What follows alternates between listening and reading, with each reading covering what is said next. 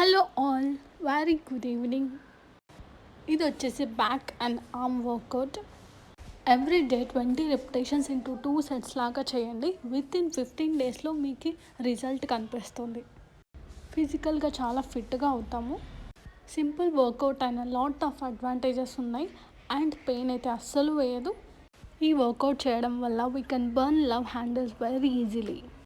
ఈ వర్కౌట్ చేయడం వల్ల ఇంకొక బెనిఫిట్ కూడా ఉంది. ఎక్కడక్కడ బాడీలో మనకి కొంచెం ఫ్రీజ్ అయి ఉంటాయి కదా, అవి చాలా ఫ్రీ అయిపోతాయి స్ట్రెచ్ చేయడం వల్ల. అండ్ ఇది వచ్చేసి సైడ్ ఫ్యాట్ రిలేటెడ్. మీరు నించున్న చోట ఈజీగా చేసే వర్కౌట్ ఇదే. వెన్ కంపేర్ టు మెన్, లేడీస్కి ఎక్కువగా సైడ్ ఫ్యాట్ అనేది ఫామ్ అవుతుంది. సో ఎవ్రీడే ఇది కూడా చేయండి. 20 reps ఇంటూ 3 sets లాగా. Simple and very easy. పెద్దగా పెయిన్ కూడా అనిపించదు. నేనైతే ఆడుతూ పాడుతూ చేసేస్తాను. And next one, jumping jacks. Every day 150 times చేయడం వల్ల బోన్ డెన్సిటీ అనేది స్ట్రాంగ్ అవుతుంది అండ్ త్వరగా వెయిట్ లాస్ కూడా అవుతారు. నెక్ రిలేటెడ్ ఎక్సర్సైజ్ ప్రతి ఒక్కరూ చేయాలి. వై? బికాస్ మనం ఎవ్రీడే ఫోన్స్ యూస్ చేస్తూ ఉంటాం కాబట్టి. ఇలా సింపుల్గా ఎవ్రీడే 20 reps ఇంటూ 2 sets లాగా చేస్తే నెక్ పెయిన్ అనేది లైఫ్లో ఎప్పటికీ రాదు. ఇన్ కేస్ ఉన్నా తగ్గిపోతుంది. ఫ్లెక్సిబిలిటీని ఇంప్రూవ్ చేయాలంటే ఈ స్ట్రెచ్ పక్కాగా చేయాలి. అండ్ మీరు ఒకటి అబ్జర్వ్ చేయండి, నెక్ రొటేషన్స్ చేసేటప్పుడు అప్వర్డ్ డైరెక్షన్లో ఒక్క 10 seconds అలా పెట్టండి. 10 seconds ఆర్ ఎల్స్ 20 seconds. నేనైతే 30 seconds పెడతాను మోస్ట్ ఆఫ్ ద టైంలో. చాలా రిలీఫ్ అనిపిస్తుంది. వన్స్ మీరు ట్రై చేయండి. And next, wrist rotations. Mobility increase అవ్వాలి అంటే ఈ రిస్ట్ రొటేషన్స్ పక్కాగా చేయాలి. మరీ ముఖ్యంగా లేడీస్ అయితే చేయాలి. వై? బికాస్ మన డైలీ లైఫ్లో మెయిన్గా లేడీస్ అయితే ఎక్కువగా హ్యాండ్స్తోనే వర్క్ చేస్తూ ఉంటారు కదా. సో ఇలా సింపుల్గా చేయడం వల్ల మీకు చాలా రిలీఫ్ అనిపిస్తుంది. ఎవరైతే స్టూడెంట్స్ ఎక్కువగా రికార్డ్స్ రాస్తూ ఉంటారో సడన్గా హ్యాండ్స్కి రెస్ట్ లేకుండా ఒక వర్క్ పెడతారు కాబట్టి హ్యాండ్స్ అనేది పెయిన్ వచ్చేస్తుంది. అలాంటి టైంలో ఈ రిస్ట్ రొటేషన్స్ మీకు బాగా హెల్ప్ఫుల్ అవుతుంది.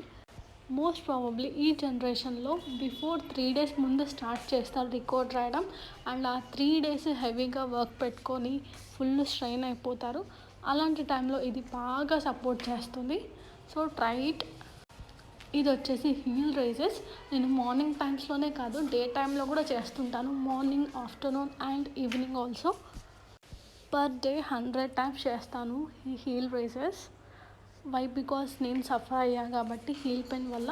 ఇలా చేయడం వల్ల ఫ్యూచర్లో ఇంకెప్పుడు రాకూడదని ముందు జాగ్రత్తగా ఎక్కువగా చేస్తాను. ఎక్కువగా అంటే లైక్ 100 times కన్నా ఎక్కువగా అయితే చేయను. ఎవరైతే వారికోజ్ వెయిన్స్ వల్ల సఫర్ అవుతున్నారో వాళ్ళు కూడా హీల్ రైజెస్ చేయండి.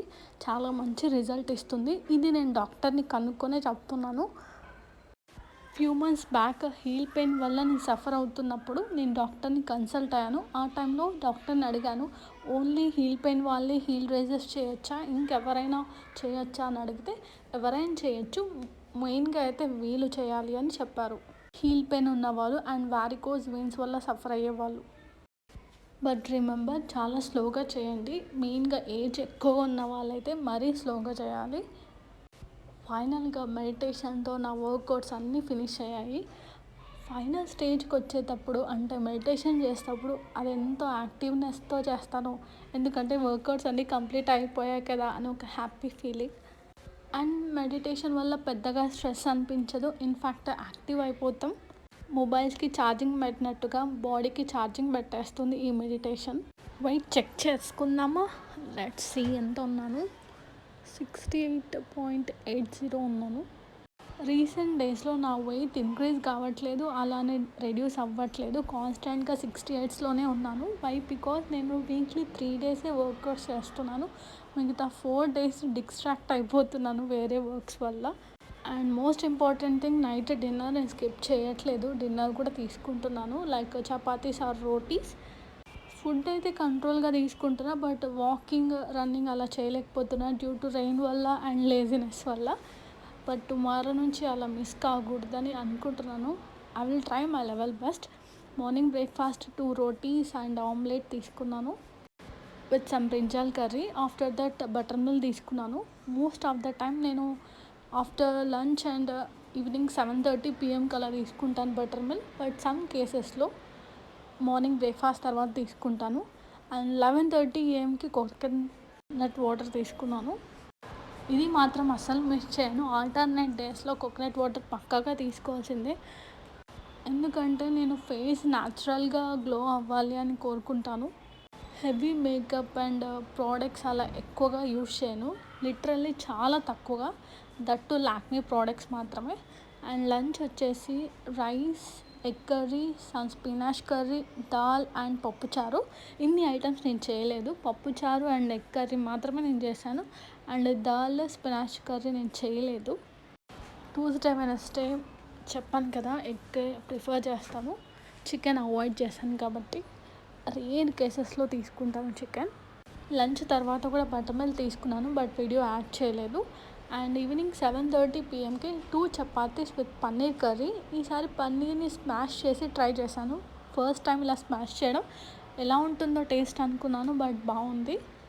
లొట్టలు వేసుకుంటూ 2 చపాతీస్ కడుపు నిండా అండ్ ఫాస్ట్గా తినేసాను. That's all for today's vlog. Bye guys. Good night. Take care. Have a sweetest dream.